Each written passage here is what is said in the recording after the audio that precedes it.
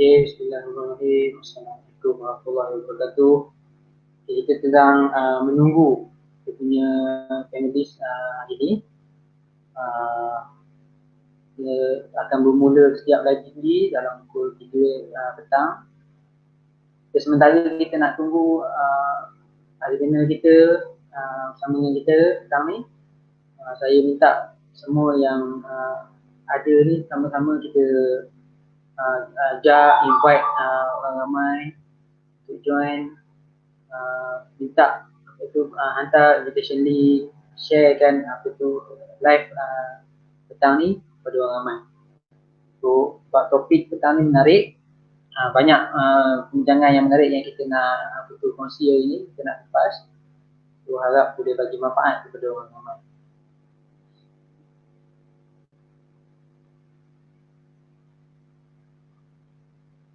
Kita tunggu kita sampai. Jangan lupa sama-sama ni ajak orang ramai, kawan-kawan, kenalan kita join lah.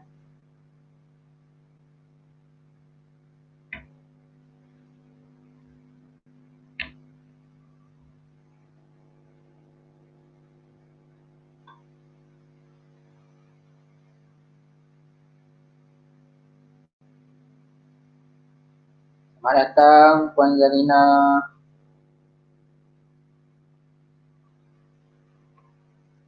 Waalaikumsalam Puan Zulfikri.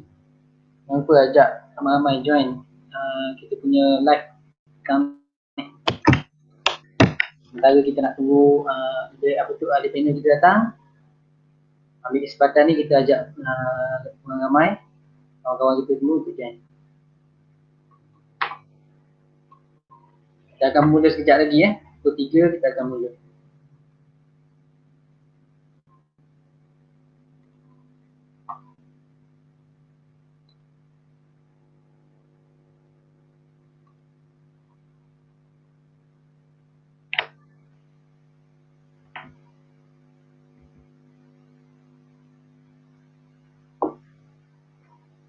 Assalamualaikum semua. Assalamualaikum, selamat raya semua.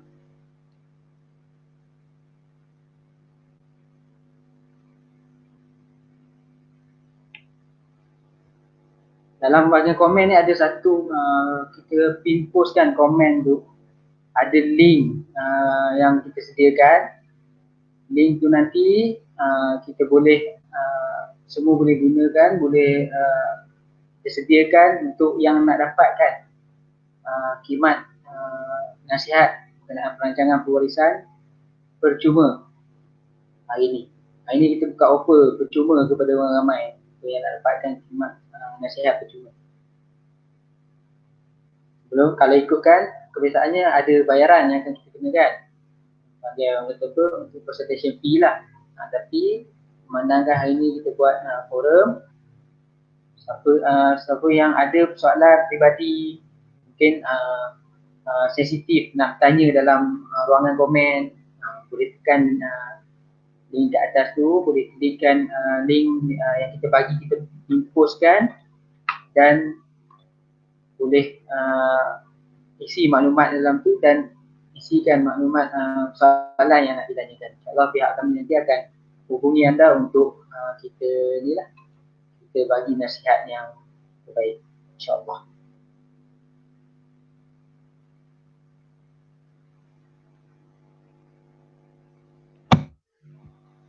Selamat datang bagi yang baru masuk ujian kita.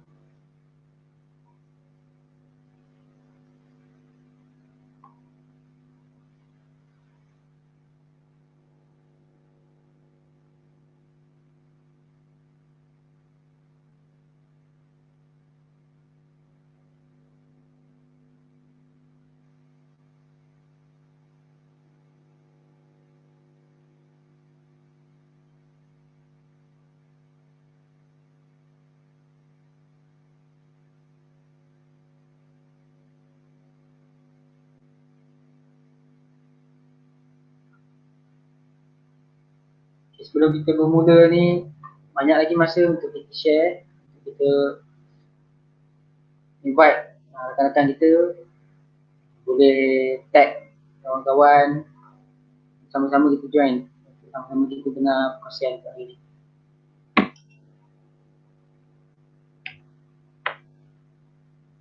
InsyaAllah kejap lagi kita akan mula ya. Pukul 3 petang insyaAllah kita akan mula. Dan tunggu kita punya ahli panel untuk siap sedia insyaAllah.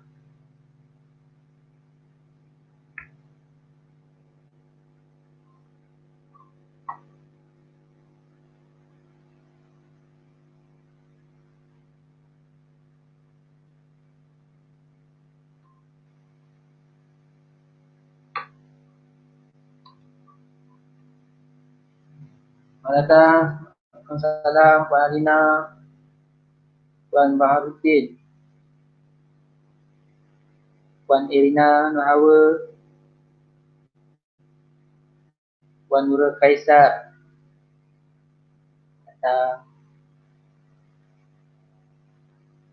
Mak Air, selamat Hari Raya kepada semua. Ini masih belum terlambat kot. Ucapkan selamat Hari Raya. Minta yang ada yang tengah menonton ni sama-sama kita share link kepada rakan-rakan kita sama-sama join. InsyaAllah topik hari ni menarik. Kita nak bincang banyak benda yang kita nak bincangkan, banyak ilmu yang kita nak cuba lepaskan, sampaikan kepada ramai insyaAllah.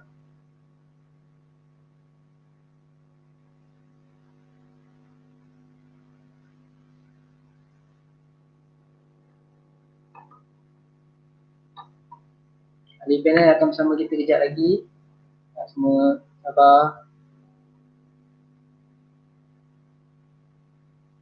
Salam.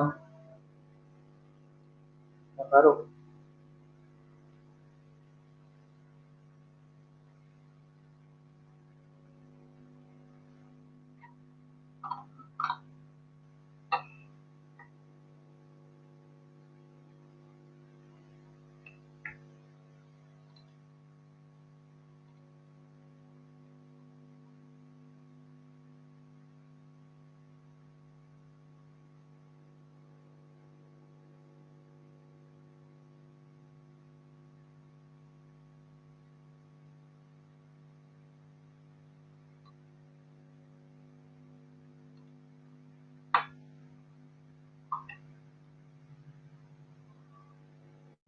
Kepada yang tengah menonton, yang baru join, Assalamualaikum semua.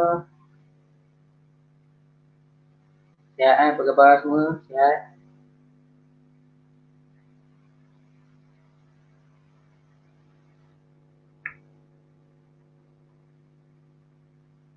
Kita dah memula lagi. Waalaikumsalam, Zia Zulaika. Apa khabar?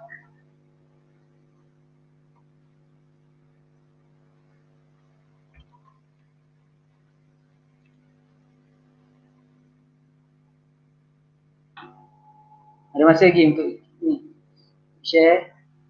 Rugi kalau ada kawan-kawan kita yang terlepas sesi hari ini.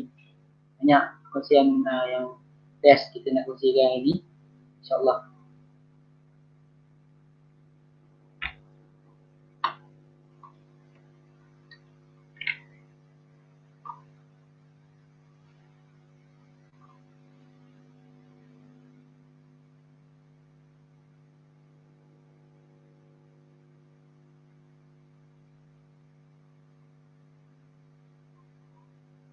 Alhamdulillah sihat hari ni, Puan Nurhawa.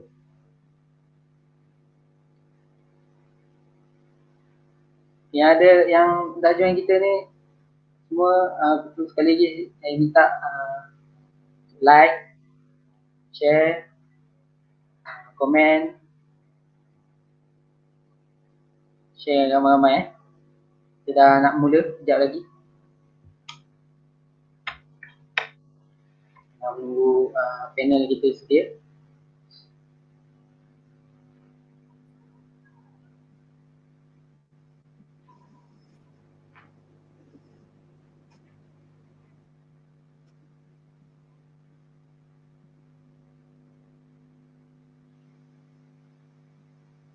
Alhamdulillah, panel pertama kita dah sedia.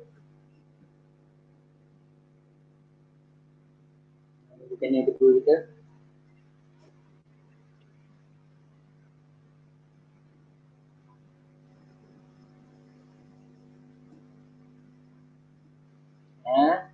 InsyaAllah.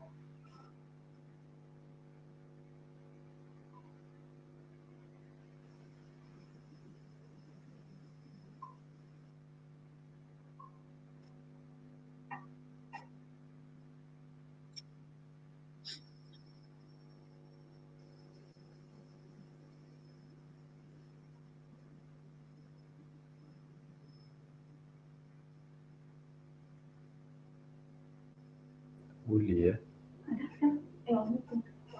Memang saya kena macam ni lah. Okay, ikut sini. Pastilah. Okey lah, boleh ikut. Ikut sini. Kita cari. Assalamualaikum. Okey. Boleh. Oh, 31 minit. 31 minit. Alamak. Cepat saya tutup pintu cepat. Sorry. Kita tunggu ada panel kedua kita sedia je. Okey, bismillah. Okey, baik. Apa khabar Tuan Cik? Alhamdulillah, baik. Okey, bismillahirrahmanirrahim. Alhamdulillah, kedua-dua ahli panel kita dah ada. Kita dah boleh mulakan sesi forum online kita hari ni lah. Okey, pertama-tama kali saya nak ucapkan terima kasih kepada ahli panel kita, kedua-dua ahli panel kita, dan kepada semua yang join hari ni. Okey, pertama kali saya nak beritahu apa objektif utama kita untuk forum online kita hari ini. Kalau kita tengok tajuk tu pun dah best, dah gandakan harta dan pahala di dunia dan akhirat. So, sebab apa? Sebab first kali kenapa kita adakan forum ni, sebab kita nak sebagai usaha kita di My Pusaka ni, kita nak bagi awareness atau kesedaran kepada orang ramai di luar sana tentang betapa pentingnya perancangan kewangan, perancangan pewarisan, perancangan pengurusan pusaka. Dan kenapa kalau tengok tajuk tu sendiri pun, sebab apa? Sebab kita nak pastikan dengan adanya perancangan ini, adanya preparation ni, kita sedia bukan setakat di dunia, juga di akhirat, insyaAllah. Okey, saya tak nak buang masa.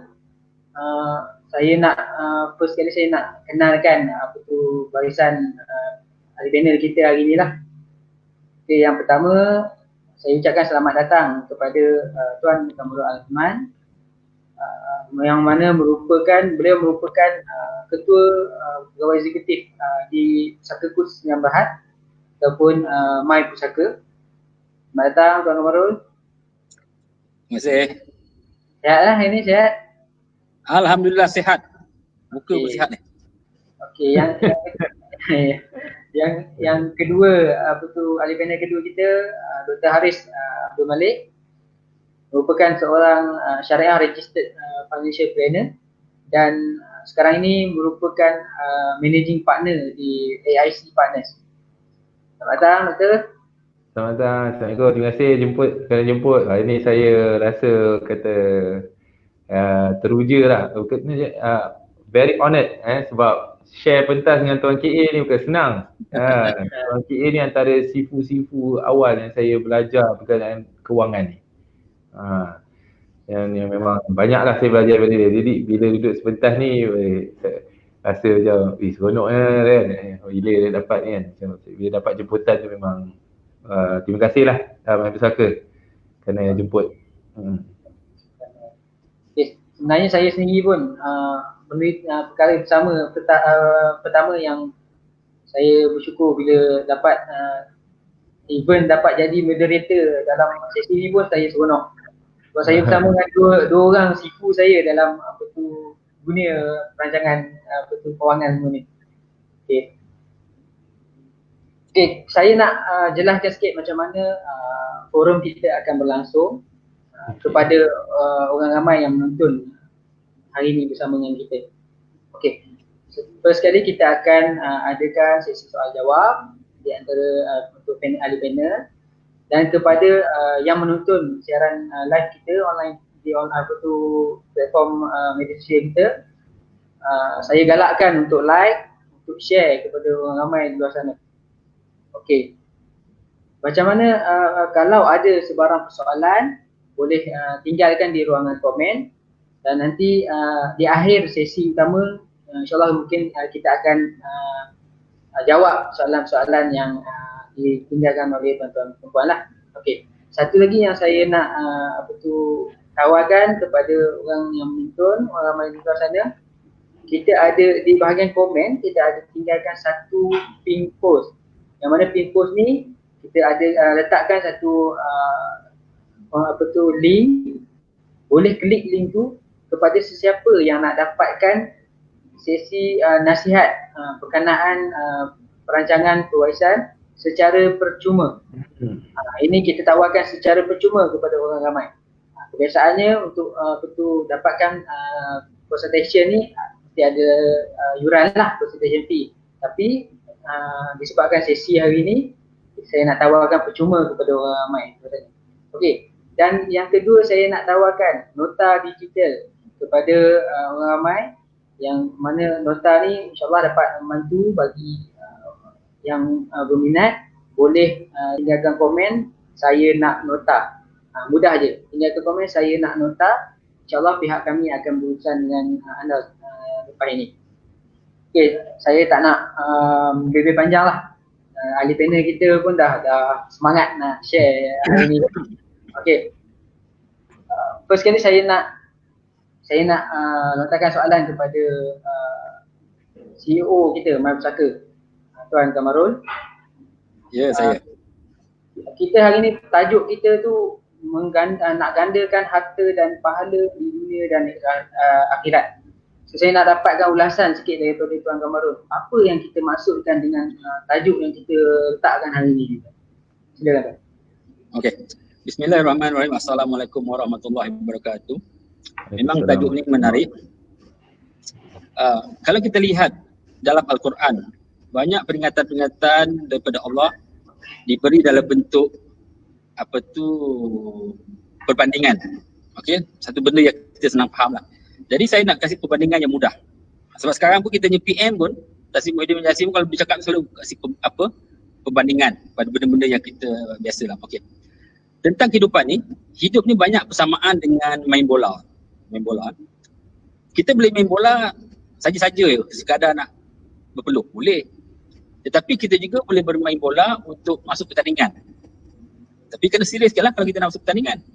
Kalau kita pertandingan kecil tak ada masalah. Tetapi walaupun kalau kita bertanding dalam pertandingan bola sepak, niat hati kita mesti nak menang. Sama. Keduanya, kalau kita nak pergi ke peringkat tertinggi, kita boleh go. Nak pergi sampai World Cup pun boleh. Tapi kalau kita berjaya sampai ke tahap tertinggi sampainya World Cup, bukan senang. Tetapi kalau kita capai, ganjarannya sangat besar. Dengan duitnya, popularitinya dan sebagainya. Tapi ramai orang kata, macam mustahil. Tak mustahil untuk jadi juara dunia. Sebab pada tahun berapa dah, ramai orang telah merasa menjadi juara dunia World Cup. Jadi itu pertandingan bola. Dalam kehidupan pun sama. Kita boleh hidup saja-saja je, ala-ala je. Kan? Tetapi kita boleh juga pilih untuk hebat. Tapi kadang-kadang kita ni kita nak hidup biasa-biasa, tapi kalau malangnya kalau kita hidup kita merempat. Tetapi sebenarnya kita boleh rancang untuk menjadikan hidup kita bahagia. Apa keyword dia? Rancang. Begitu juga kita nak mati. Kita boleh mati dalam bentuk low profile. Orang tak sedar pun kita mati. Ataupun lebih malang, kita mati dalam keadaan yang negative profile. Dalam keadaan yang menyedihkan. Pun boleh. Tetapi sebenarnya kita juga boleh rancang untuk mati dalam keadaan yang hebat. Apa keyword dia? Rancang. Okey. Begitu juga cara kita nak meninggalkan waris kita. Kita boleh meninggalkan kita dalam keadaan biasa-biasa je. Ataupun lebih malang, kita boleh meninggalkan mereka dalam keadaan mudarat. kita boleh meninggalkan mereka dalam keadaan meminta-minta. Tetapi kalau kita bertanggungjawab, kita sebenarnya boleh rancang supaya kalau kita pergi pun kita masih lagi dapat membahagikan waris-waris kita. Jadi keyword yang saya nak sampaikan sini adalah perkataan rancang. Tetapi malangnya ramai orang selalu leka tentang rancang. Ramai orang selalu cuai tentang rancang. Saya nak kongsi satu hadis Nabi. Saya pernah kongsi dalam sesi yang sebelum ini. Saya suka hadis ni. Ada daripada Abu Jalal Shaddad bin Aus radhiyallahu anhu daripada Nabi Muhammad sallallahu alaihi wasallam, baginda bersabda. Apa dia? Orang yang cerdik, iaitu orang bakal, adalah orang yang mempersiapkan dirinya. Apakah maksud mempersiapkan dirinya? Merancang dan beramal.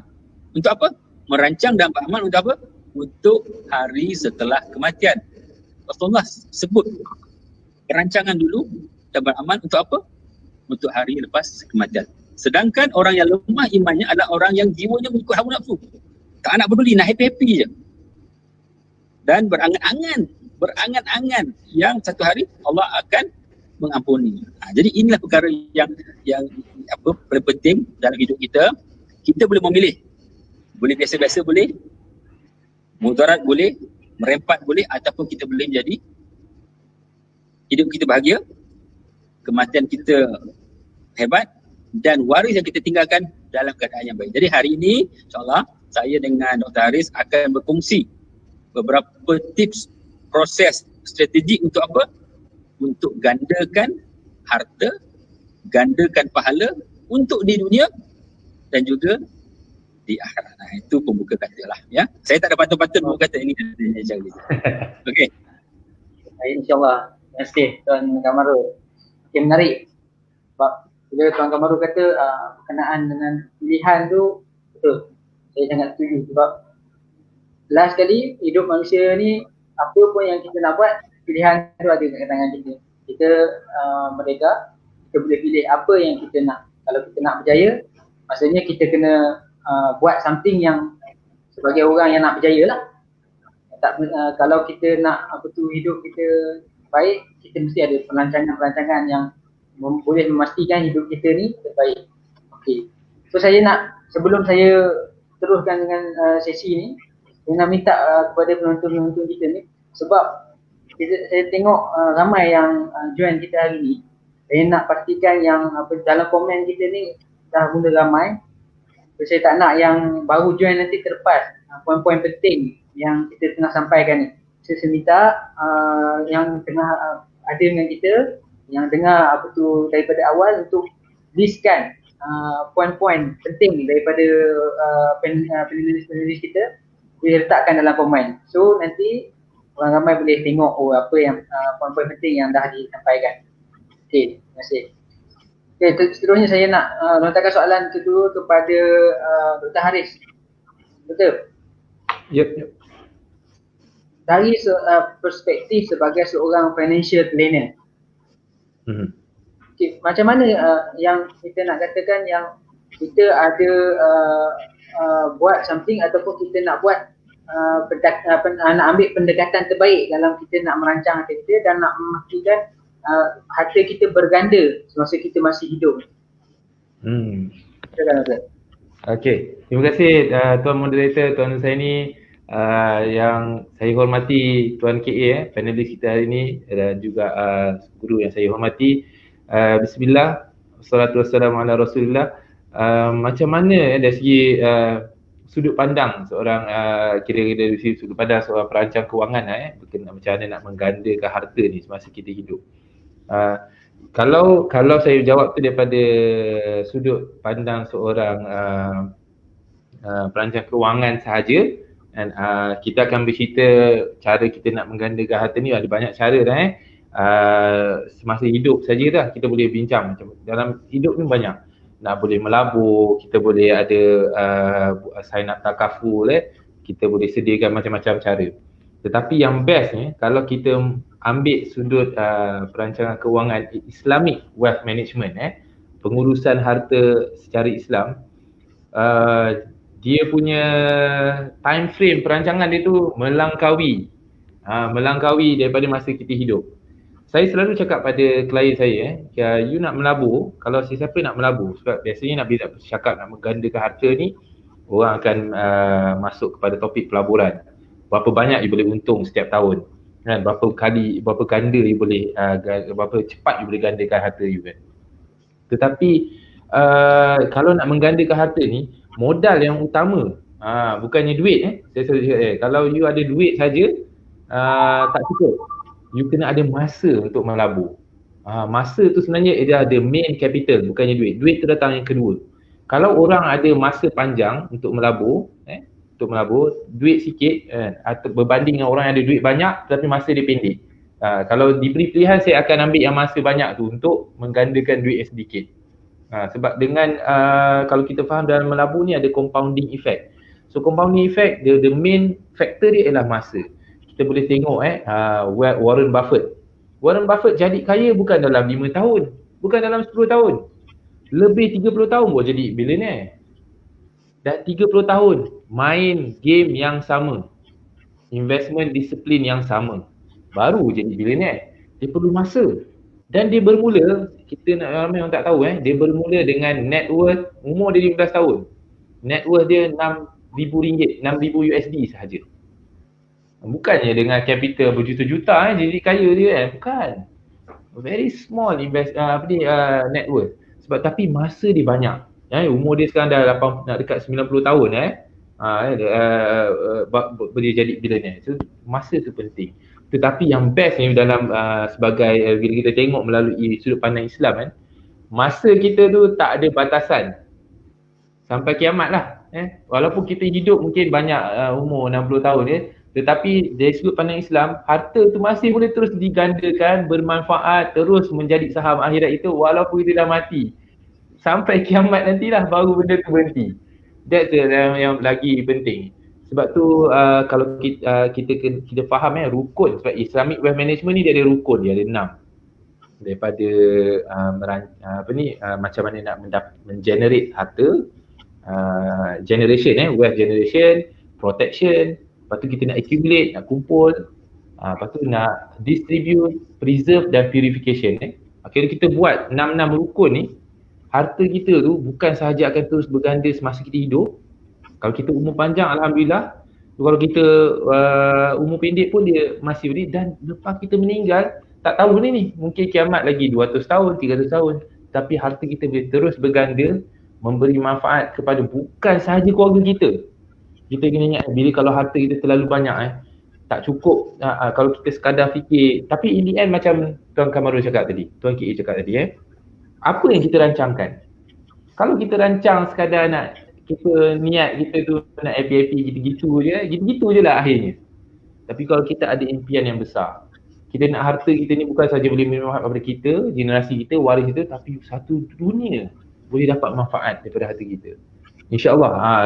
Sebab jalan ni sentiasa ada. Dalam harta ni tak ada apa yang impossible.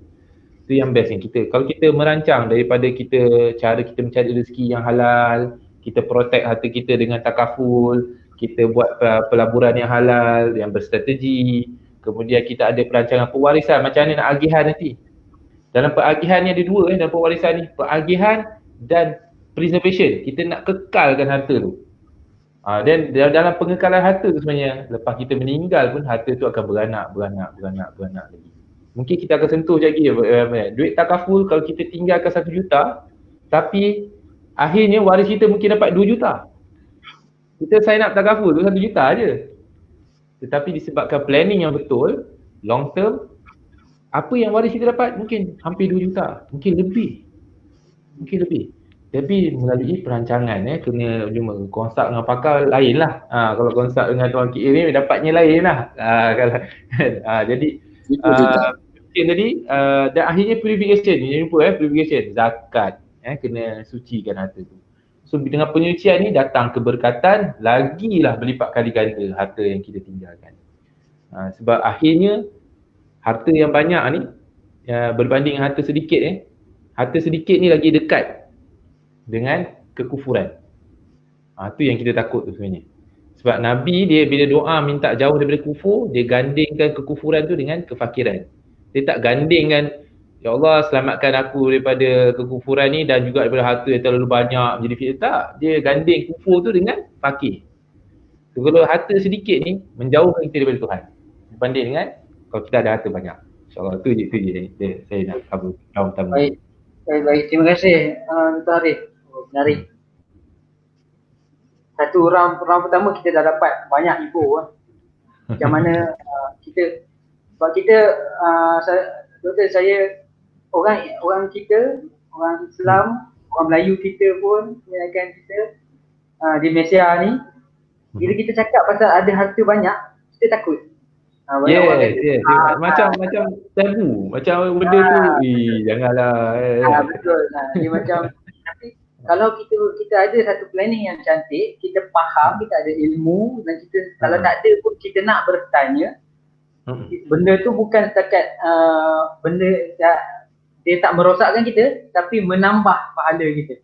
Dan dia bukan sekadar menambah harta, menambah pahala. Itu yang kita nak lah sebagai orang Islam. Okey, baik. Terima kasih Dr. Harith untuk round pertama. Okey, saya nak ingatkan sekali lagi kepada yang menonton pada kita hari ini, budi kalau kita sesi yang menarik ni, baru nak mula panas ni, sesi yang menarik ni kalau kita dengar seorang-seorang, takkan kita nak dengar seorang-seorang kan, so kita share kepada orang ramai supaya orang ramai pun dapat join kita sama-sama hari ni. Dan gandakan pahala. Gandakan pahala. Gandakan pahala dengan share. Okey, insya-Allah. Okey, Tuan K, saya nak balik kepada Tuan. Tuan dah lama dalam bidang perancangan pewarisan ni. Dan saya nak tanya pendapat Tuan sendiri lah. Kalau kita tengok masyarakat kita sekarang banyak sebenarnya isu-isu berkenaan dengan pewarisan ni. Dan saya nak pendapat Tuan KA, macam mana penerimaan masyarakat kita berkenaan dengan perancangan pewarisan ni dari segi tahap kesedaran mereka di luar sana, dan mungkin boleh kongsi pengalaman Tuan KA sendiri dalam sepanjang dalam bidang ni lah. Mungkin ada pengalaman-pengalaman yang best yang mungkin nak dikongsikan kepada kita semua. InsyaAllah boleh jadi pengajaran lah. Okey, terima kasih. Bila Ustaz ni kata saya dah lama dalam bidang ini, dalam masa sama juga bermakna saya dah tua lah kan.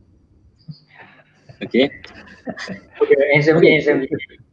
Dari pandangan kasar lah, memang rata-rata masyarakat Melayu Islam di Malaysia ni memanglah kurang peka. Apa tu? Okey. Teruskan Tuan. Okey. Kurang peka tentang perkara ini dan memang terlalu banyak kisah suka duka. Tetapi antara perkara yang bagusnya, mungkin kita tak rancang pun. Dengan adanya pandemik COVID-19 ni, banyak perubahan sikap di kalangan masyarakat. Daripada dulu yang tak takut mati, tiba-tiba takut mati. Yang dulu tak pernah terfikir pentingnya perancangan, sekarang ni dah rasa pentingnya perancangan. Itu sebabnya ramai sahabat-sahabat saya yang buat takabur, yang buat perwarisan kata terkejut. Lagi panjang PKP ni lagi banyak soal jawab ataupun list yang mereka dapat daripada masyarakat. Sebab dulu orang tak peduli. Sekarang orang peduli. Baru tahu pentingnya ada saving, ada buffer. Kan, ada passive income. Kalau siapa-siapa tak ada tu, memang merana. Okey. Jadi memang tak dapat dinafikan disebabkan kelemahan kita ni yang cuai leka tentang ni ataupun tidak dapat peduli, memang banyaklah statistik yang kita lihat. Okey. Antaranya 80 bilion harta orang mati terbeku. Dapat berapa banyak orang mati sama ada tak sempat bayar hutang ataupun mati yang harta yang ditinggalkan tak cukup untuk membayar hutang-hutang yang ditinggalkan. Begitu juga beberapa ramai orang bila mati sebab harta sikit menyebabkan perebutan. Macam apa Dr. Harith cakap betul. Kadang-kadang kefakiran ni akan menyebabkan orang hilang pertimbangan. Sebab benda yang nak direbut sikit yang masing-masing tengah sengket. Jadi motor kapcai pun kadang direbuti. Okey, kadang-kadang saya ada satu kes. Setiap bahagian setiap hari hanyalah 1,000 lebih. Itu pun menjadi isu nak bertekak-tekak sampai nak keluar parak. Sebab benda yang dikebutkan tak banyak. Okey. Dan yang menjadikan sekarang disebabkan ketidakfahaman atau perebutan kadang-kadang berlakulah di mana ada orang terambil hak orang lain. Apa hukumnya? Haram. Tapi kadang-kadang dia tahu haram tetapi sebab duit lepas. Tak peduli. Itu kadang-kadang. Dan ada juga sebab kita terlalu takut, terlalu malu untuk kaya.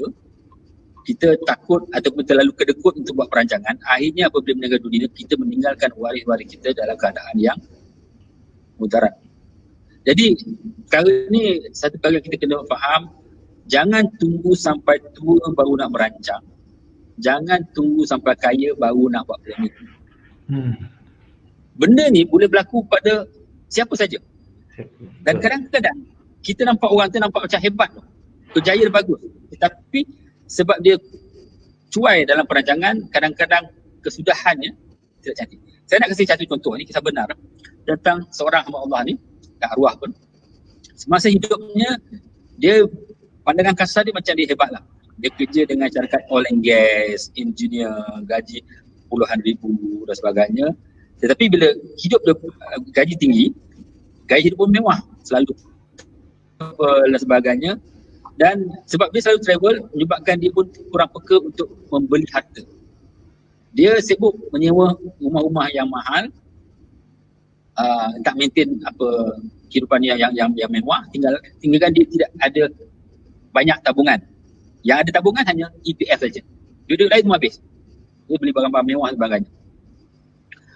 Dan sehingga kan rumah yang dia beli, akhirnya dia beli rumah bukanlah rumah yang properly dia punya grantnya, pemilikan. Dia buat rumah daripada duit yang ada di atas tanah milik keluarga dia. Yang mana grant masih lagi nama arwah nenek dia. Dia buat rumah. Itu saja rumah yang dia ada. Dia kerja sampailah umur 55 tahun, akhirnya dapat keluar KWSP. Nilai KWSP yang dia keluar melebihi 1 juta. Bila duit banyak tu, dah tak kerja, mulalah fikiran dia nak buat macam-macam. Kawan ni ajak ni, kawan ni ajak ni, kawan ni. Dia pun melabur tu. Dia bukan sikit melabur, duit banyak. 200,000, 100,000, 200,000. Di dalam bisnes yang bukan dia pakar. Jadi, akhirnya satu bisnes jatuh, satu bisnes tak menjadi sebagainya. Dan umur 60 tahun dia mula sakit. Mungkinlah masa dia muda-muda ada orang kata, tuan ambil lah medical card. Tak apa, aku kerja syarikat bagus. Cuma medical cover. Bila dah berhenti kerja, dah besar, siapa cover? Tak ada siapa. Umur 60 tahun dia mula sakit. Bila dia sakit, masuk hospital. Sebab dia standard tinggi, tak mau government hospital. Pergi private hospital. Private hospital mahal, pakai duit sendiri memang terasa mahal. Jadi dia pun bayar sampai habis semua saving. Akhirnya meninggal dunia dengan ada baki bil yang belum berbayar. Nampak? Pada mulanya dia hidup hebat, nampak hebat. Tetapi sebab dia tidak pentingkan perancangan dia, maka ketika dia meninggal dalam keadaan yang sangat menyedihkan. Duit tunai tak ada, hutang masih banyak, dan rumah yang harta yang ditinggalkan kepada keluarganya adalah rumah yang tidak cukup, boleh diwarisi, tak sahih sah tarafnya, di mana boleh dipertikaikan. Jadi inilah yang kadang-kadang perkara yang kita boleh lihat banyak berlaku dalam masyarakat kita, tetapi kadang kita buat tak ambil peduli. Okey, akhirnya arwah ni tadi mati dengan tidak ada tunai, ada bil perubatan yang tinggi, hutang perniagaan pun ada, rumah tak tentu, dan kami dipanggil untuk berjumpa dengan waris, sangat sedih. Tinggalkan rumah yang didukung oleh isteri dan anak-anak dipertikaikan oleh ahli keluarga belah suami. Sebab apa? Tanah masih lagi nama arwah. Jadi inilah yang penting kita lihat. Okay, the keyword is perancangan. Berbuih mulut saya, Dr. Arif pun cerita tentang perancangan. Jadi kita kena nampak benda ni penting, ya. Okay, rancang ni kena ada usaha. Rancang ni kena ada disiplin. Rancang ni kena ada teknik. Dan juga ada strategi. Dan yang paling penting untuk buat perancangan ni ada juga kos. Tak banyak pun kosnya. Tetapi kos ni dah menyebabkan orang takut. Tak mahal pun, tetapi tak nak bayar. Takut nak bayar. Padahal banyak lagi perbelanjaan lain yang kadang tak sanggup bayar. Itu saya ada ceritakan. Kita orang lelaki ni terlalu cinta kepada apa? Kepada pintu dan tingkap. Kalau kita beli rumah, kita belanja untuk buat grill, untuk pasang padlock yang mahal-mahal. Tingkap pula 2 grill kat dalam, orang rumah bising, taruhlah langsir. Beribu pergi kat Jekyll beli langsir, tak apa. Tetapi untuk mengunci harta dengan membuat perancangan, bab itu kita kedekut. Jadi inilah antara saya punya mission lah untuk mengubah mindset masyarakat kita supaya pandang penting tentang perancangan, perlu ada usaha, perlu ada disiplin, perlu ada teknik, perlu ada strategi dan juga perlu keluarkan kos untuk membeli kunci. Kunci itu mestilah kunci yang kokoh. Jangan beli kunci tempat-tempat yang bukan-bukan. Nak beli kunci, cari pakai kunci yang betul-betul berkaliber, yang boleh memberi iman nasihat. Bang, ini kunci bagus.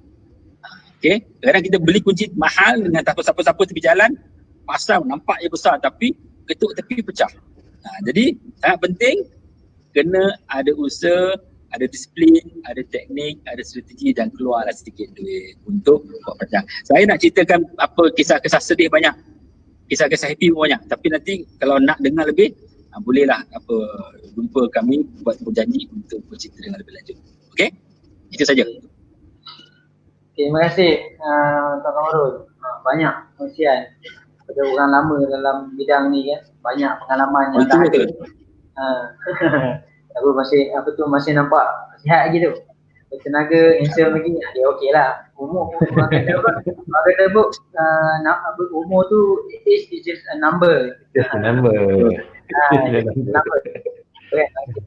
Okay, menarik perbahasan daripada Tuan Kamarul. Saya suka bila Tuan Kamarul sentuh berkenaan dengan risiko makan harta haram, harta batil gitu cakap. Sebab ada keadaan yang sedih tu bila kita tahu harta tu haram tapi kita nak juga berebut nak makan harta yang haram. Tambah lagi sedih kalau kita tak tahu pun. Sebab apa? Sebab kan kekurangan daripada kita sendiri dalam nak cari ilmu, nak bertanya kepada orang yang lebih tahu berkenaan apa yang betul, apa yang salah. Itu yang kita tak nak. Dan suka saya ulang balik keyword yang banyak kali Tuan Kamarul sebut, perancangan dan perancangan. So dalam hidup ni kalau nak yang terbaik, perancangan. Kalau nak lepas kita meninggal pun yang terbaik, perancangan. Okay. Itu yang penting yang kita kena adalah. Okay. Makin ramai yang join kita hari ni. Semua yang join hari ni saya ucapkan selamat datang. Assalamualaikum. Okey, sekali lagi saya nak ingatkan kepada yang join kita hari ni, kalau ada apa-apa persoalan boleh pergi kepada Pinpost. Kita ada tinggalkan satu link, boleh daftar di link tersebut untuk dapatkan khidmat nasihat perancangan pewarisan secara percuma. Ini tawaran kita hari ni, secara percuma. Dan kepada sesiapa yang nak nota digital, nota asas pengurusan pewarisan secara digital, boleh komen saya nak nota. Nanti pihak kami akan kembali kepada tuan-tuan perempuan. Okey, dan satu lagi saya nak ingatkan juga kepada yang tengah join kita ni, saya minta komen, tinggalkan komen poin-poin penting yang panel kita sebut tadi ni, supaya orang lain pun boleh sama-sama dapat manfaat dan teruskan share kepada orang ramai. Okey, seterusnya Dr. Harith, saya nak kembali kepada Dr. Harith. Kalau tadi kita bincang berkenaan macam mana orang kata perancangan kewangan ni apa, macam mana, tapi sekarang ni saya nak minta Dr. Harith kongsi sikit lah kepada kita semua, orang ramai di luar sana ni, tips mudah. Bila kita kata nak gandakan harta, nak gandakan pahala, tips mudah betul. Macam mana kita nak buat? Silakan Doktor. Okey. Bismillahirrahmanirrahim. Okey, tips yang mudah untuk menggandakan harta dan pahala. sebelum saya pergi ke situ, saya nak kata sambung sikit point yang Tuan KA share tadi berkenaan bila nak merancang ni ada kosnya. Dan kadang-kadang kita ni agak macam tak tahu kenapa agak kedekut sikit bila nak kena peruntukkan sikit kewangan kita untuk merancang, kos merancang. Sedangkan kita kadang-kadang yang kita tak perasan, kita spend 500, 1000 katalah untuk merancang sekali kos untuk merancang. Tetapi dengan 500 dengan 1000 tu kadang-kadang dia mendatangkan harta ataupun menggandakan harta kepada kita dan juga waris kita kadang-kadang 100,000, 200,000, 300,000 dengan sedikit kos yang kita letakkan dalam perancangan tu. Dan kadang-kadang dalam merancang ni juga kita blok punca-punca yang mana kita boleh hilang harta kita. Kita kalau nak menggandakan harta ni kita kena make sure lubang-lubang yang boleh kita boleh terjatuh tu, yang boleh merugikan kita tu, contohnya skim-skim pelaburan yang salah yang haram, yang menipu kan. Bila kita merancang ni kita dengan sekaligus kita dah tutup ruang-ruang ataupun lubang-lubang kita boleh terjatuh ke dalam ni. Yang mana dekat situ kita boleh rugi kadang-kadang dengan kos kita belanja 500, 1000, 1,500 ni kan. Kita boleh tutup potential loss kita 50,000, 100,000, 200,000. Kadang benda ni yang orang tak nampak bila bercakap tentang kos merancang ni kan. Sebab kita bayar tu hari ni je.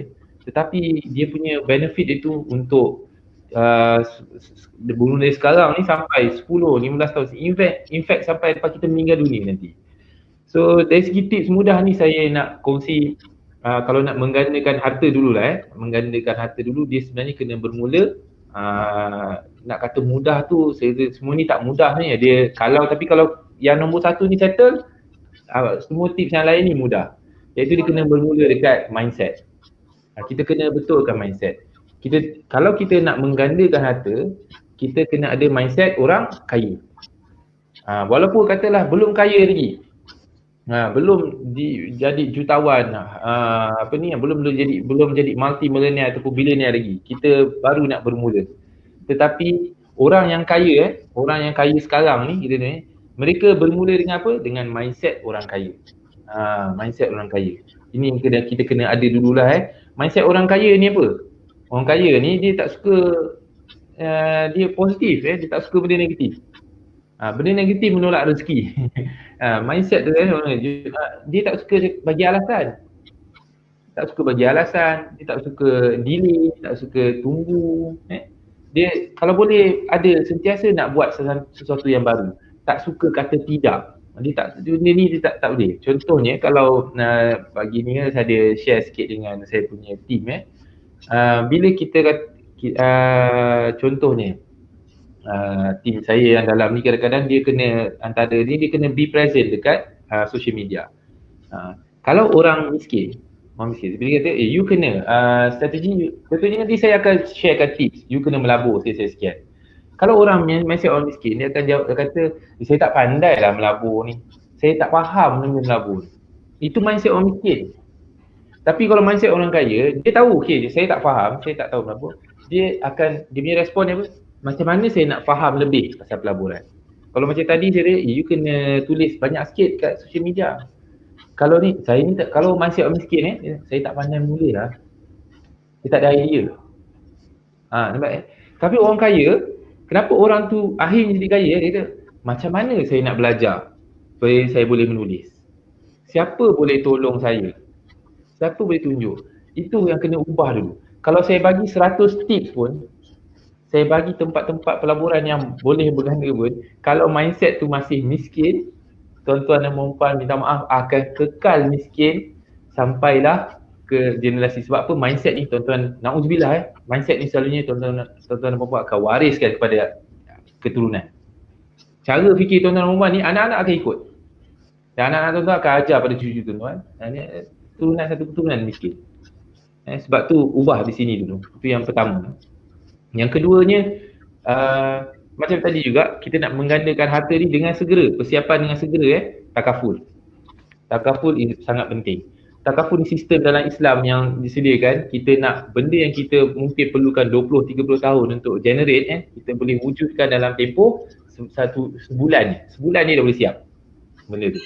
Contohnya dana yang kita boleh tinggalkan untuk waris kita, dana untuk kita uruskan pewarisan kita, uruskan pusaka kita daripada takaful.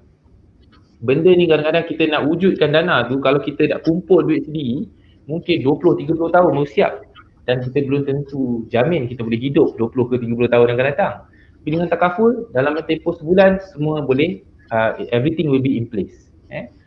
Sebab yang satu saya nak kongsikan sedikit, ni baru terjadi dalam untuk tim saya, ada salah seorang perunding dalam tim saya berkenaan dengan pentingnya takaful ni sebagai satu sumber untuk menampung kos pengurusan pusaka. Tahun lepas, bulan 12 tahun lepas, kita dapat satu kes ni, urus pusaka, arwah meninggal pada umur 41 tahun. Sakit sebulan, meninggal, kanser darah. Sebulan je dapat tahu sakit, meninggal. Ada anak 3 orang, 11, 9 dan 7 tahun. 11, 9 dan 7 tahun. 3 anak, masih bersekolah lagi. Isteri, seorang cikgu. Arwah tak ada takaful, tak ada rumah, tak ada rumah. Ada rumah 2 nama. Rumah 2 nama, harta tinggal rumah 2 nama. Kemudian EPF ada dalam 150,000. Okey, bila macam kita tahu selain takaful, kalau tak ada takaful, apa daripada mana dana pantas yang kita boleh ambil untuk tampung kos pusaka, bayar hutang sebagainya, ialah EPF. EPF macam biasa, orang lelaki dia letak penama dia mak ayah, sebab masa mungkin buat penama tu tak kahwin lagi. Memang betul pun dalam kes ni arwah belum berkahwin lagi masa dia buat penama tu. So letak nama mak ayah. So ayah kita dah counselling ni. Counselling cerita faraid gini semua, apa yang kena rangsaikan dulu sebelum bahagi, hutang arwah, badal haji sebagainya, kos pusaka, kos urus jenazah, semua kita kena ni. Hak cucu dan sebagainya lah. So kita guide untuk ayah dia keluarkan lah duit daripada EPF tu. Sebelum keluar, semua okey. Sebelum duit keluar, setuju semua bahagi macam ni, gini lah. Bila dah keluar, ayah dia dah letakkan dalam tu 50%. So ayah boleh keluar apa? 75,000 lah lebih kurang. Kita nak minta settlekan badal haji, apa satu lagi ni, kos pusaka, kos suruh pusaka. Tahu ayah dia kata apa? Suruh orang rumah dia, isteri dia settlekan benda tu. Di sini tuan-tuan dan puan-puan, sebab tu penting duit takaful ni. Kalau kita daripada perancangan takaful, kita boleh sediakan dana untuk benda-benda ni. Bila kes yang macam ni, dia letakkan nasib dia ataupun dia punya perancangan pengurusan pusaka ni pada orang lain. Dia tak merancang lah, dia harapkan nanti adalah orang settlekan pada meninggal. Harap-harapnya. Itu yang Tuan QA cakap tu dalam hadis tu. Dia berangan-angan. Dia tak buat apa-apa, satu dia berangan Tuhan nak ampunkan dia. Kelakar kan kita kata macam ni. Tapi itulah dia balik pada poin pertama tadi, sikap, mindset. Bila mindset you nak jadi kaya, nak menggandakan harta kena ada mindset yang betul.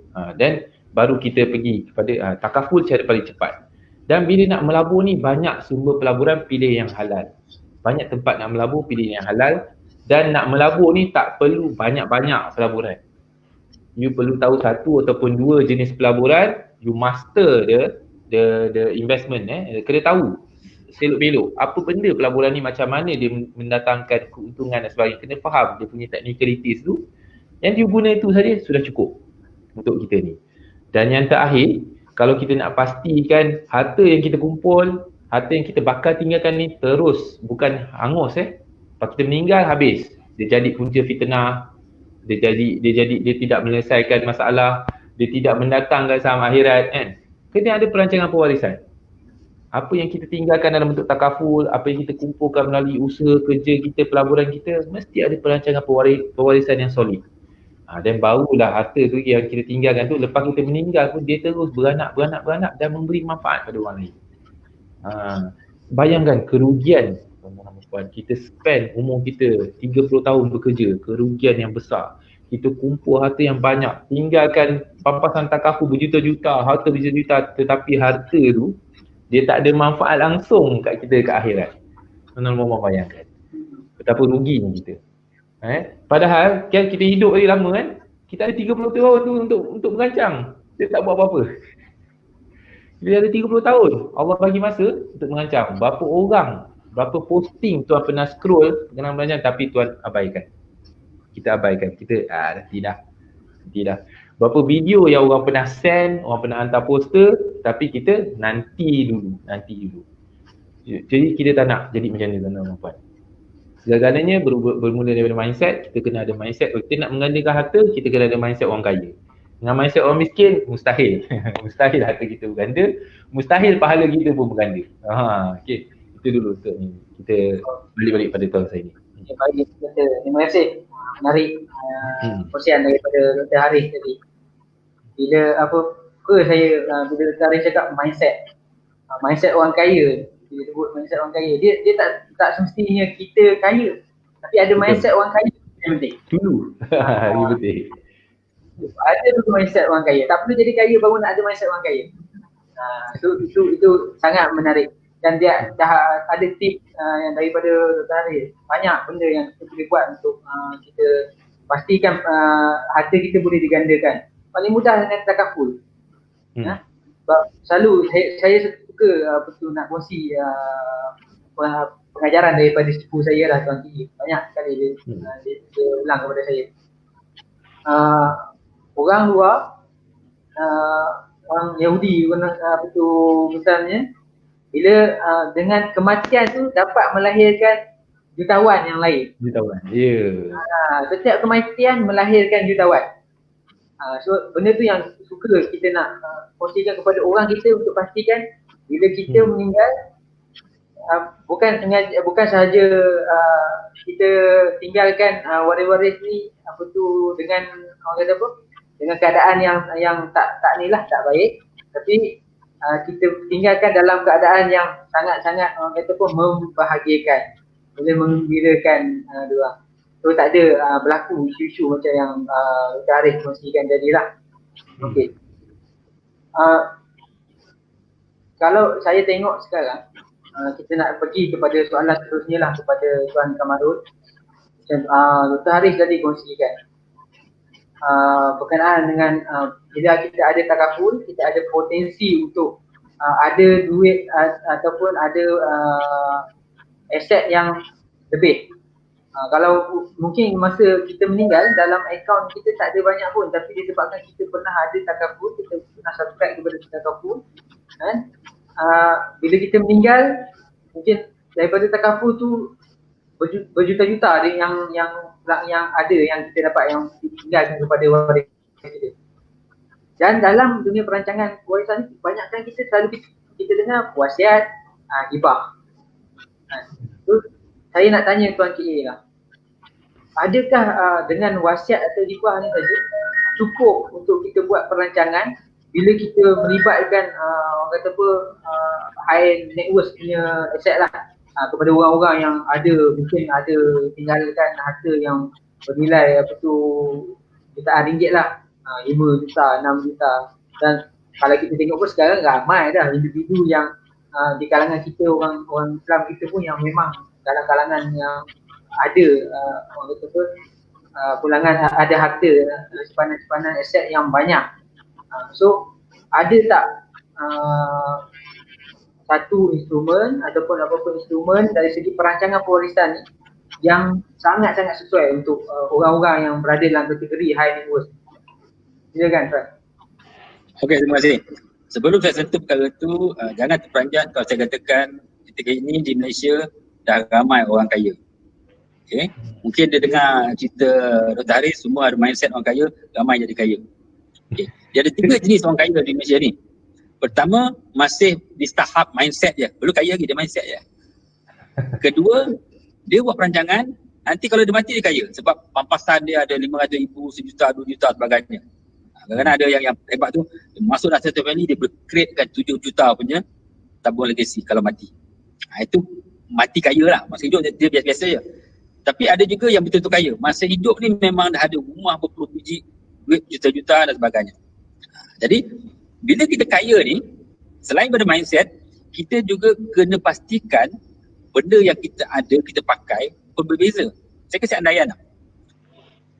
2 jenis kereta, satu Viva, satu Bentley. Rasa-rasanya alam sistem yang kita pakai kat Viva tu sama tak dengan alam sistem yang kita pakai dekat Bentley? Tahu kat Bentley kan, kereta mahal kan?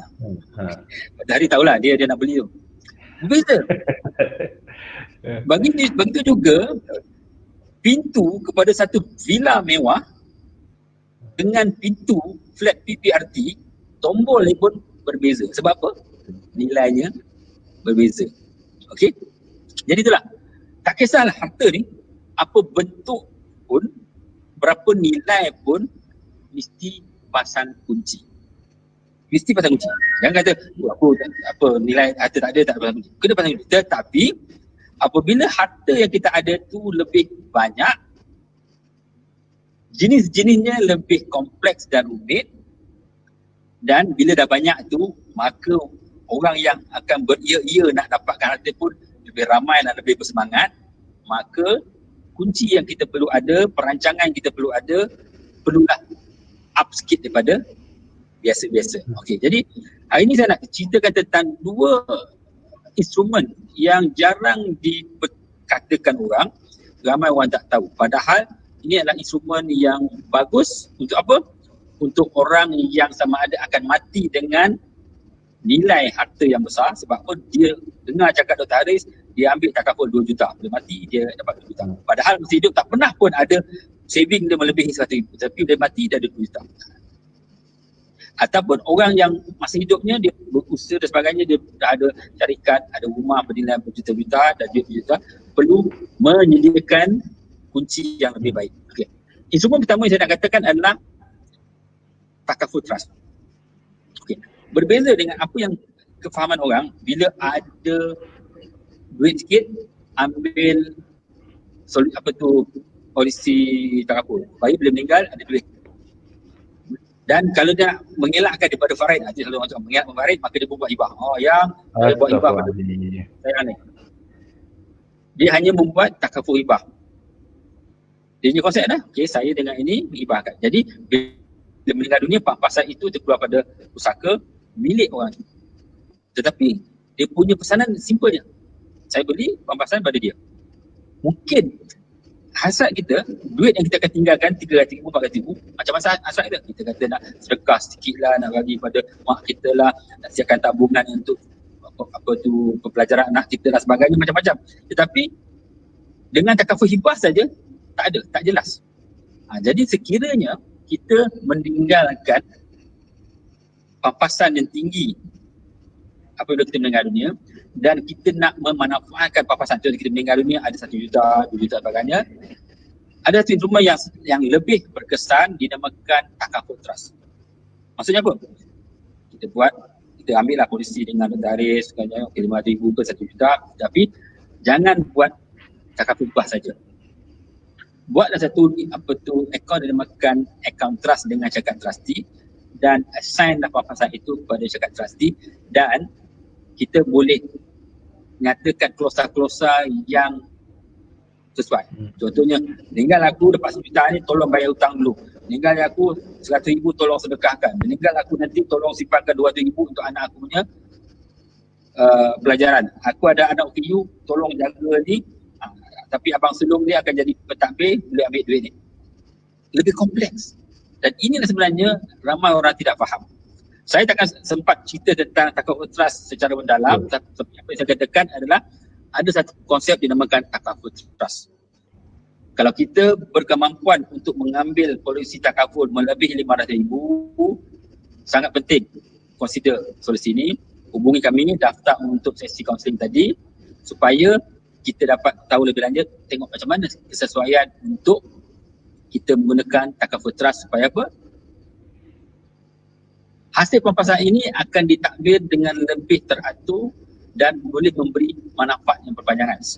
Sehingga kan boleh memberi manfaat bukan saja satu generasi, bukan pada waris kita, tapi pada anak, cucu, cicit dan juga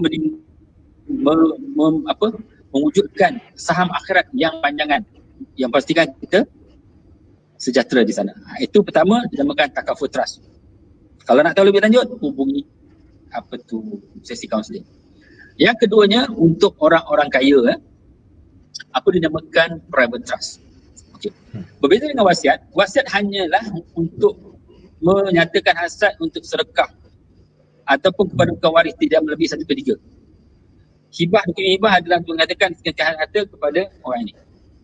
Tetapi bila meninggal dunia tetap perlu melalui proses apa dinamakan proses urus saka, proses probit. Tetapi ada lagi satu solusi yang lebih sesuai. Kalau macam saya kata dah, harta dia banyak. Lepas tu hasrat dia pun rumit. Waris dia pun rumit. Contoh dia ada isteri warga negara Rusia lah, bekas model. Ataupun dia ada anak kecil lah. Dia ada pelbagai harta, contohnya IP, syarikat lah, ada saham lah, intellectual property sebagainya. Dan hasrat dia pun banyak. Dia kata dia nak mewujudkan yayasan dan sebagainya. Untuk mereka-mereka sebegini, sebenarnya ramai. Dia threshold simple. Kalau ada orang ni, dia mempunyai harta melebihi 3 juta lah, rumah atau tunai, bolehlah consider untuk mewujudkan private trust. Okay. Private trust ni ada banyak kebaikan. Pertama, semasa hidup, dia menjaga harta kita ni semasa hidup. Menjaga harta kita daripada dikorek-korek oleh saudara mara kita, waris kita, anak kita. Dia juga menjaga harta ni kalau sekiranya kita bertukar status, jatuh bankrupt, tetap harta ini juga terselamat. Kalau kita tak mati tapi kita nyanyuk, kita hilang upaya pun masih dapat ditakbirkan dengan baik semasa hidup. Kalau kita hilang di lautan pun tetap boleh digunakan oleh wali-wali kita. Tak seperti mati Tapi dalam masa sama, apabila kita mati, private trust ni adalah satu harta yang kita telah pindahkan kepada syarikat trustee. Okay. Dengan ada perjanjiannya, dengan ada klausul-klausul. Jadi apabila kita meninggal dunia, maka syarikat trustee ini akan execute kita punya hasrat. Dan kebaikan private trust ini ialah proses ini semua di luar daripada kerangka proses probate, proses urus saka. Jadi tidak ada isu nak tunggu kuasa dan sebagainya. Dia akan takbirkan mengikut apa yang kita hasratkan dengan teratur, dengan secara profesional. Orang katanya, berapa kosnya? Memanglah mahal sedikit, tetapi impaknya, kebaikannya kalau kita faham, ia melebihi daripada harganya. Jadi macam saya kata tadi, konsepnya luas. Saya yang rasa sedih ialah ramai di kalangan kita orang kaya yang dah kaya ni, tetapi bila nak buat perancangan, dia suruh cari yang paling murah. Takkan kita pakai kereta Bentley, pergi dekat kedai tepi jalan, suruh dia pasang made in China punya alam yang 200.5. Mana logik kan? Jadi kita kalau kita dah berada dalam situasi di mana harta kita besar, rumit dan sebagainya, perlulah letak solusi yang lebih kukuh. Jadi yang saya nak terangkan yang ini adalah ada satu perkara, satu solusi atau dua solusi namakan takaful trust untuk mereka-mereka yang mempunyai polisi takaful melebihi 500,000, boleh consider menggunakan takaful trust. Dan ada satu solusi namakan private trust sesuai untuk siapa saja yang mempunyai harta yang dah habis bayar, tak ada hutang melebihi 3 juta ringgit. Jadi sangatlah penting untuk consider menyediakan kunci yang lebih sesuai, berpadan dengan nilainya. Berbaloi pada saya sangat-sangat baloi sebab Dr. Hari kata kadang kita terlalu kedekut untuk memasang kunci, akhirnya harta kita hilang disebabkan kita takut sangat nak keluar 3,000, 4,000 tadi, lahlah harta kita bernilai 2,000 hilang, ataupun harta kita nanti bila meninggal dunia tak dapat dimanfaatkan oleh wali-wali kita, ataupun menyebabkan wali-wali kita bergaduh, menyebabkan wali-wali kita termakan harta haram, dan juga menyebabkan kita yang dah pergi sana tu roh kita tak terteram sebab apa? Wali kita dapat duit tapi lupa nak bayar hutang kita. Itu risiko-risiko yang kita boleh alami kalau kita masih lagi menganggap perancangan itu remeh. Kalau kita masih lagi kedekut untuk mengeluarkan duit untuk membuat rancangan. Itu nasihat saya kepada orang tua ni. Okay, terima kasih Tuan Kamarul. Menarik sebab bila orang kita kebanyakannya bila kita cakap berkenaan dengan perancangan pewarisan ni, biasanya kita akan dengar wasiat hibah. Dia bukan sekadar itu sahaja, ada lebih lagi. Yang mana bagi saya bila kita bercakap berkenaan dengan solusi trust yang berdasarkan trust, dia sangat-sangat komprehensif. Dia bukan setakat harta tu kita tinggalkan untuk waris kita, tapi kita boleh untuk orang yang ada satu hasrat yang kompleks, yang orang kata susah nak dilaksanakan, dia boleh sertakan hasrat ni dan akan dilaksanakan oleh trustee. Itu satu yang menarik, dan dia bukan setakat terhad kepada kita nak tinggalkan harta kepada anak kita saja, tapi kita boleh macam-macam nak set up yayasan macam Tuan T kata tadi untuk sedekah. Dan yang lagi bagus adalah dia untuk 3 generasi, bukan setakat generasi yang kita tinggalkan ni saja, untuk anak kita, untuk cucu kita, cicit kita, kita boleh plan yang mana tu. Dan yang penting sekarang tadi kunci ni adalah perancangan. Kalau rasa sesuai, sebab tu saya nak ingatkan sekali lagi, kita dalam bahagian komen kita ada tinggalkan satu link post dengan link untuk pendaftaran, yang mana boleh dengan daftar dekat situ kita boleh kita akan sediakan, tawarkan khidmat nasihat percuma. Kalau nak tahu apa tu, macam mana nak sambut trust ni, macam mana private trust ni, so boleh tinggalkan, boleh daftar di situ dan pihak kami akan hubungi anda lepas ni. Okay, seterusnya Dr. Haris, bila kita bercakap dengan saya rasa kalau mungkin orang ramai di luar sana dia agak kurang familiar dengan berjumpa dengan orang kata perjumpaan dengan financial planner. Jarang kita orang ni, tambah orang yang mungkin di luar bandar sikit, susah nak berjumpa dengan financial planner ni. So saya nak tanya Dr. Haris lah, macam mana sebenarnya bila nak jumpa dengan financial planner ni, apa nak kena buat, ada tak bayar-bayar ke apa ke, ke ada sebenarnya mudah je nak jumpa dengan orang perancang kewangan. Okay, bismillah. Untuk proses nak berjumpa dengan financial planner, kira nak merancang ni, proses tu macam biasalah, ada mesti semuanya ada kita step by step kan. Macam juga dengan My Pusaka kan, My Pusaka kalau nak dapatkan khidmat kaunseling My Pusaka pun dia ada step by step dulu. Bermula dengan kaunselingnya dan perjumpaan pertama. Kalau dengan kami sendiri di IC Partners, kalau dengan saya memang untuk kali pertama tu saya bagi percuma dulu dah 1 jam. Cuma percuma 1 jam ni bukan untuk saya offer apa-apa ni dulu. Di peringkat kami ni biasanya 1 jam ni kami nak kenal dulu klien tu. Sebab bila kami engage dengan mana-mana klien, kita berhasrat bila kita setuju je, dia bukan macam sebab beza sikit lah. Mungkin saya bukan nak kata ataupun kita nak tengok orang lain lebih rendah dan sebagainya kan. Kalau saya bagi perumpamaan je, kalau dengan ejen, tuan-tuan dan puan berurusan dengan ejen dia akan cuba untuk tuan-tuan dan puan tu nak dia. Nak macam dia akan cuba pujuk supaya tuan-tuan dan puan naklah beli barang dengan dia dengan kami ni, kita kena sama-sama suka. Saya pun kena suka klien tu pun kena suka saya, dan baru boleh jalan. Sebab ni perhubungan yang kita nak bina antara kami dengan klien ialah perhubungan long term lah. Kita nak bantu aspek secara komprehensif lah, secara penuh dari segi kewangan itu.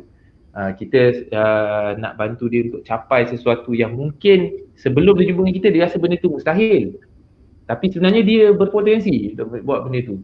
Tetapi proses tu panjang, dan sebab tu kena suka sama suka lah. Biasanya 1 jam pertama tu untuk kita berkenalan. Macam tadi sebelum saya ni pun tahu saya appointment tadi kan, klien tadi dia tanya, oh 1 jam ni dia ingat dia dah ready lah nak buat benda. Belum, saya nak tahu awak kerja apa pandangan awak tentang menabung, you biasa menabung berapa, saya nak kenal habit dulu.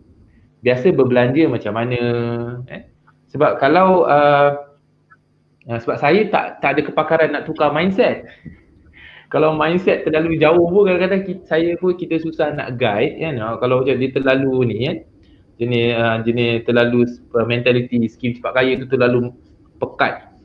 Jadi kita pun susah nak guide kan, macam dia terus nak saya ni nak menabur nak 100%.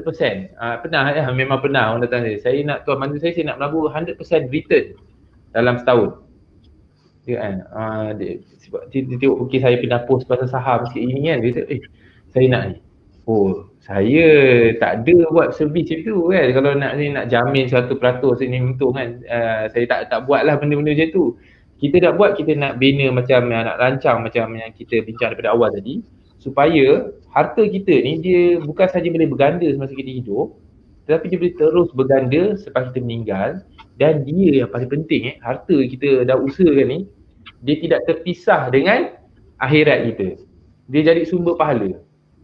Itu yang kita nak buat dengan klien. Jadi biasanya kalau appointment biasa dengan saya ni, saya di Facebook saya tu memang ada link-link yang kita tinggalkan untuk dia book, dia klik nanti dia boleh pilih masa. Biasanya macam itulah, ada pilih masa. Kita kalau PKP ni lagi best lah sebab kalau PKP ni orang dah jadi norma baru jumpa online je. Orang tak nak lah jumpa kat office, orang nak jumpa online je. Bagus untuk dua-dua pihak lah sebenarnya, sebab masing-masing tak payah cari parking Kalau dulu satu kata benda yang meninggal kepala tu, bila nak jumpa orang tu nak cari parking kat mana nak parking kereta.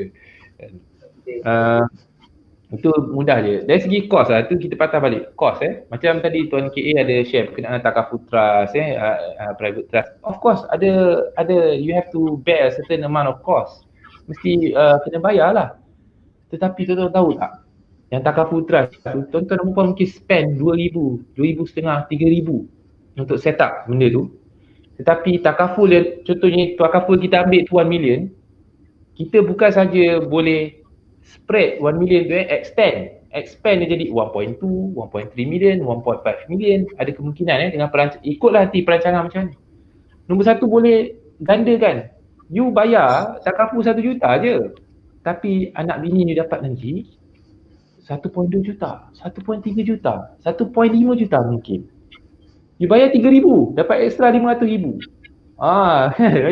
Itu baru satu benda. Itu jaminan pula that 1 million can last for 20, 30 years. 20 tahun, 30 tahun.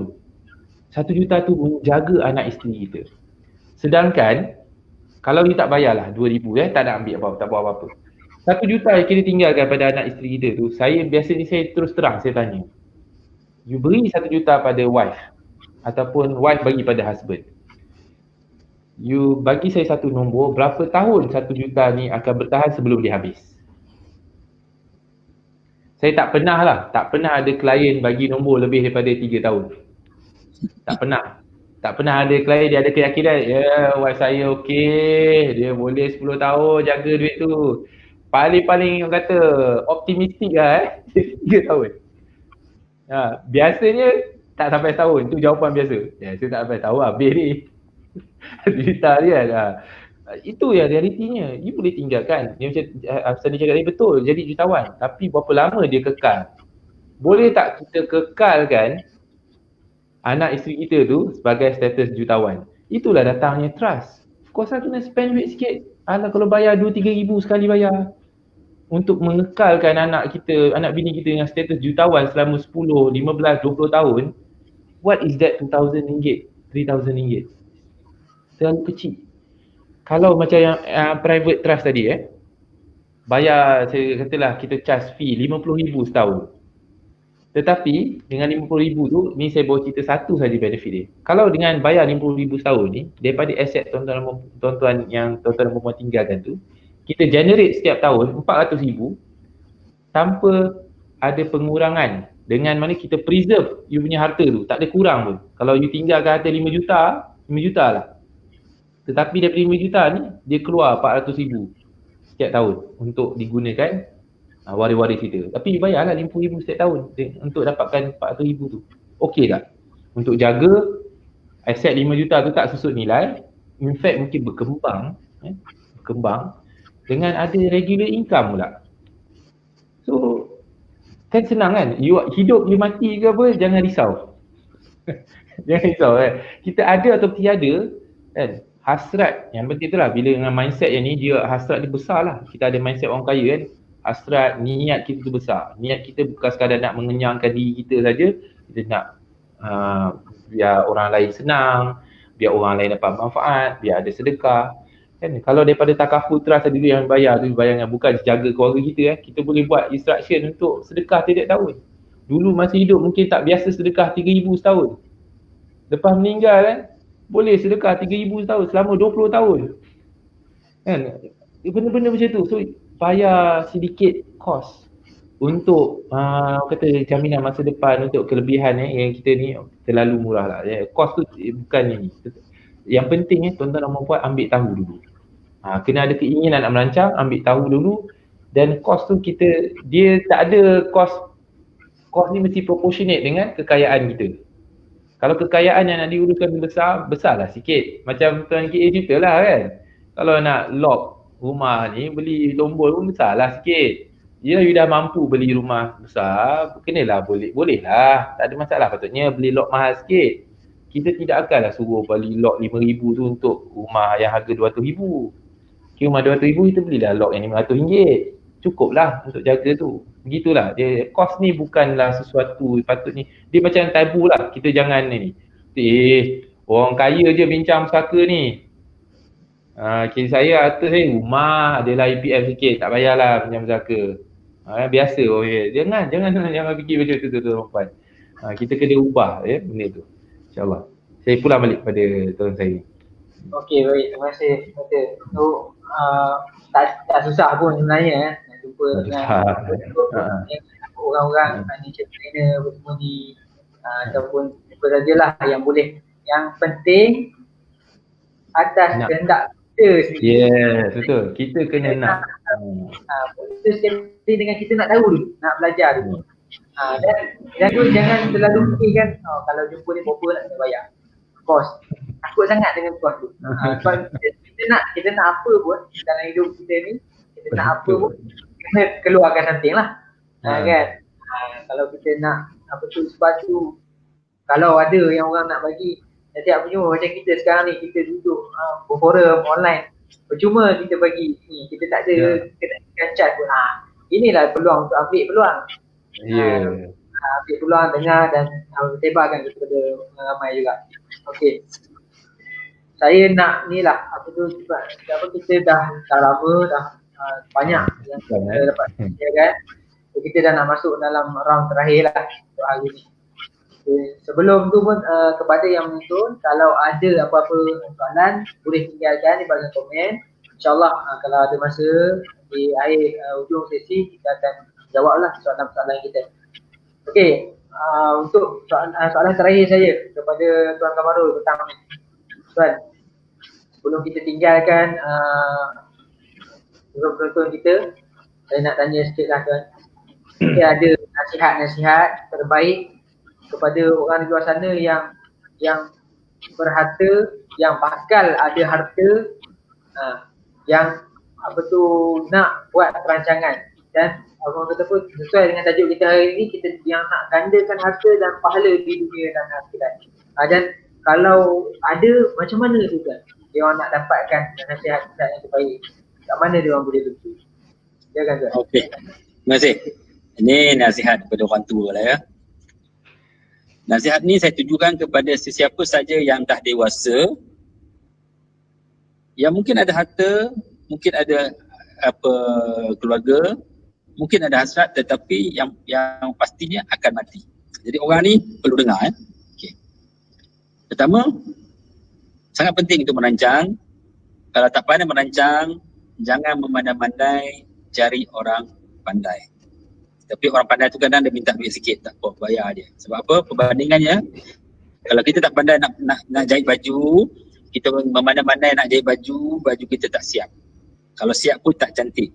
Kadang-kadang siap tetapi kos lagi mahal daripada kalau kita upah pakai buat baju. Itu dia punya perbandingan, simple je. Keduanya, tadi kita cerita macam-macam benda kan, perancangan lah, takaful trust lah, private trust lah, urus pusaka lah, dokumen hibah sebagainya. Saya ni dah sebut banyak kali, kita ada menawarkan khidmat dunia percuma, daftar je. Tak payah keluar duit pun daftar.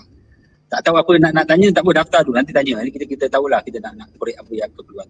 Okey? Sebab apa kita nak buat tu supaya akhirnya kita akan lebih teratur dalam penyimpanan dokumen harta-harta kita. Ini ramai orang cuan. Penyimpanan harta, dia pun tak tahu apa harta ada, apa dokumen yang ada kat mana disimpan. Juga perlu lebih jelas dalam penzahiran hasrat pewarisan kita. Kadang-kadang orang ada harta, dia tak terfikir pun macam mana nak menzahirkan. Salah satunya, tak terfikir pun untuk meninggalkan saham akhirat. Supaya ada sebahagian daripada hartanya boleh bawa mati. Boleh memberi manfaat kepada mati. Dia tak buat apa-apa, terkun nak buat, lalas, bila mati, dengan harta-harta dia pun mati dengan dia. Okey? Dan juga kalau nak buat perancangan, janganlah simpan dalam hati. Kalau buat perancangan, janganlah lisan. Kalau buat perancangan, janganlah pandai-pandai nak tulis sendiri. Gunakan hikmat pakar untuk membuat perancangan secara bertulis, bertarikh, bersaksi dan cukup rukunnya. Kadang-kadang rukun pun tak tahu, memang belasah saja. Okey? Dan sangat penting, mindset nak kunci memang ada kos, tetapi sangat penting untuk ada kunci dan apa saja kos yang kita bayar untuk memasang kunci. Dan kalau kita beli kunci ni daripada pembekal yang betul kan, maka apa saja yang kita keluarkan untuk mengunci harta kita tadi sangat-sangat berbaloi, sebab ia akan memastikan dia dapat menggandakan harta kita di dunia, dia dapat menggandakan pahala kita di dunia, dia juga dapat menggandakan harta kita kemudian bila kita dah mati, dia juga dapat menggandakan pahala kita lepas kita mati. So nasihat terakhir daripada saya, jangan kedekut nak bayar kos untuk merancang. Terima kasih Tuan Kamarul. Nasihat akhir daripada Tuan Kamarul kita. Jangan kedekut nak keluarkan duit untuk merancang. Sebab jangan fikir cakap apa, selalu kalau orang kata bila kita bertanya tuan aset yang apa yang tuan ada yang untuk kita tawarkan perancangan yang terbaik. Saya tak ada apa-apa, saya ada satu rumah saja, saya ada simpanan KWSP saja. Sebenarnya sekecil-kecil aset yang kita ada, bila kita meninggal dunia, ianya akan menjadi pusaka kita. Bila menjadi pusaka kita, maksudnya akan adalah pembahagian-pembahagian yang diperlukan. So bila perlunya pembahagian ni, maksudnya akan ada isu-isu yang boleh terjadi kena dengan pusaka. So tanggungjawab kita semasa kita hidup adalah merancang. Dan saya ulang sekali lagi kata Tuan Kamarul, jangan kedekut untuk merancang. Okey. Sebenarnya saya nak kembali kepada Dr. Harif untuk soalan terakhir kita lah di opsi terakhir kita ni. Okay, Doktor, sebagai seorang perancang kewangan, apa nasihat kita lah yang kita nak tinggalkan kepada orang ramai di luar sana? Apa-apa tip ke akhir yang nak ditinggalkan? Okey, bismillahirrahmanirrahim. Tak ada apa, kita dah discuss macam-macam, kita dah share macam-macam. Tetapi poin-poin apa yang kita share hari ni semuanya knowledge. Dan sebenarnya orang selalu sebut knowledge is power. Tu kurang tepat. Knowledge is not power. Applied knowledge is power. Knowledge tu selagi dia duduk dalam otak tuan-tuan dan puan-puan saya boleh jamin dia tidak akan bertahan lama lah. Sebab kita melainkan kalau genius sikit tu mungkin bertahan lah kot seminggu, 2 minggu apa yang kita discuss hari ni. Tapi yang kebanyakan kita apa yang kita bincang hari ni, knowledge tu mungkin tahan lah 2-3 jam.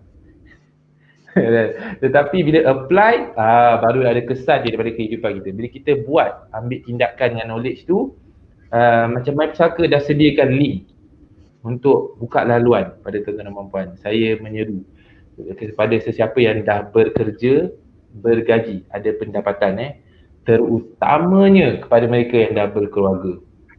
Kalau siapa yang tengah mendengar ni, isteri ke ataupun suami dia kata dengar seorang tak apa, tekan dulu link tu, daftar dulu, dapatkan ruang masa untuk bertanya. Lepas tu yang kedua dia bincang dengan keluarga, dengan pasangan. Kena bagi tahu pasangan, kita kena merancang. Kita kena spend masa sikit merancang. Bukan untuk orang lain. Ini untuk anak-anak kita sendiri. Kalau kita betul-betul sayang keluarga ni, this is what we need to do. Saya dah pun daftar, dah dapat satu sesi ni dengan My Pusaka. Jom kita duduk siap, saya nak ni, kita boleh tak kita jumpa orang, saya jumpa online saja pun, boleh jumpa online je sekarang ni kan. Kita mula bertanya, merancang, tuan-tuan nak tanya apa-apa, tanya dulu masa tu. Sebab kat situ, itu permulaan tu yang penting, yang akan menukar hidup tuan-tuan dan puan daripada sebelum ni macam pergi kerja, balik kerja, kumpul duit, tak tahu apa benda, tak tahu apa kalau jadi lepas ni, macam apa-apa jadi lepas ni macam mana. Untuk masa depan tu tak ada preparation. Tapi dengan satu pertemuan ni, dia akan jadi menukar mindset kita, mungkin menukar kita punya hala tuju keluarga kita tu, kewangan keluarga kita tu, sangat penting. Ni ada peluang, so gunakan peluang tu. Sebab sekarang ni kalau nak kata kos tu, untuk pertemuan pertama dah bagi free je ni. Ni free. Sebab apa, kenapa My Pusaka dan saya sendiri AIC Partners kenapa kita suka bagi yang pertama tu free sebab kita tahu di Malaysia ni kesedaran kewangan tu masih rendah. Kalau cerita buat pusaka ni, masih lagi, aku belum nak mati, mana boleh bincang pusaka bila dah dekat-dekat mati? Tak boleh, tak sah kan? Kalau dah dekat-dekat mati pun nak bincang pusaka, tak sah. Jadi banyak lagi pemikir, kalau tak kaful ni, tak boleh tipu, nanti tak bayar, nanti syarikat tak bayar, claim. Maksudnya benda tu masih banyak benda sama-sama lagi. Jadi kita bagi dulu peluang pertama ni percuma, supaya kesamaran ni, benda-benda salah faham ni nak tanya nak betul-betul di straightkan semua benda yang bengkok-bengkok tu dalam pertemuan pertama ni, insyaAllah. Jadi gunakan peluang ni. InsyaAllah kita saya bersyukurlah, sangat happy ni dapat peluang berkongsi pentas dengan Tuan KA, berkongsi knowledge apa sedikit sebanyak yang Allah Ta'ala beri pada kita boleh kongsi dengan orang ramai untuk buat kita sebenarnya nak naikkan tahap ekonomi, tahap kewangan orang kita ni. Sebab lebih banyak orang kaya dalam masyarakat, insyaAllah masyarakat tu lebih harmoni, lebih banyak tangan yang nak memberi. Bila banyaknya tangan nak memberi dalam negara tu, kurang netizen kita lebih hebat lah. Bukan netizen, kita dah tak ada lah membawang-bawang ni. Kalau ada pun in a positive sense lah. Apa banyak membawang ni, duit tak ada. Tak ada duit, tak ada dia bawang je lah kerja dia. Jadi kita insyaAllah sama-sama kita ambil peluang ni. Dan saya ucap terima kasih sekali kepada My Pusaka atas peluang ni. InsyaAllah kita boleh continue sama bekerja untuk kerjasama untuk kebaikan masyarakat dari segi kewangan ni lah. Terima kasih. Terima kasih Dr. Harith. Okey, saya sampai situ je lah sampai ni soalan yang saya nak utarakan lah kepada ahli panel kita. Kita punya penonton semua seronok dapat berkongsi nota-nota, buat faham apa yang nak disampaikan. Okey. Terus sekali saya nak di akhir sesi ni saya nak sangat-sangat berterima kasih kepada kedua-dua ahli panel kita, Tuan Gamarul dan Dr. Harith, sudi luangkan masa petang ni untuk kongsikan ilmu. Orang kata apa, ni otai-otai ni dalam dunia perancangan ni. So sanggup sudi nak bersama dengan kita untuk kongsi tips-tips, kongsi nasihat kepada orang ramai, ilmu. Cara orang kata pun percuma pula tu. Tinggal dengar saja, dah tak payah bayar apa-apa, duduk depan laptop dengar, tak payah susah pun. Okey, sebelum saya akhiri sesi kita, forum kita hari ini, sekali lagi saya nak ingatkan kepada yang menonton, sesi forum kita ni kita akan siapkan di Facebook page kita, Facebook rasmi Madrasaka di madrasaka.info. Kalau ada yang baru masuk tengok, tu dah terlepas, kita boleh ulang balik tengok, dan boleh sekali lagi saya cakap boleh share kepada orang ramai yang mungkin tak sempat nak tengok, boleh tengok selepas ni. Okey. Selain tu kalau ada yang apa saya tawarkan tadi, ada link untuk daftar, ada soalan-soalan yang nak ditanya, daftar saja di link yang kita tinggalkan di bahagian komen, dan kita yang akan hubungi pihak anda selepas ni.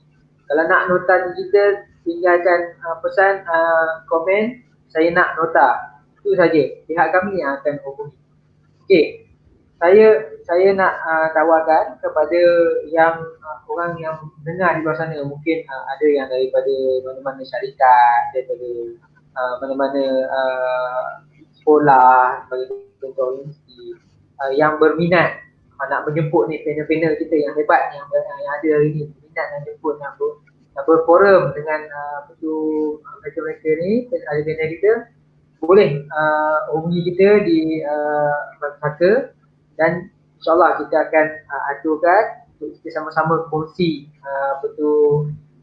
ilmu yang kita ada hari ni kepada orang lain pula, dia ramai. Sebab sekarang ni mudah, bila KP ni orang kata pun new normal ni, normal baru ni mudah, dah tak payah nak keluar rumah, duduk depan laptop je dah boleh berhubung dengan data dunia.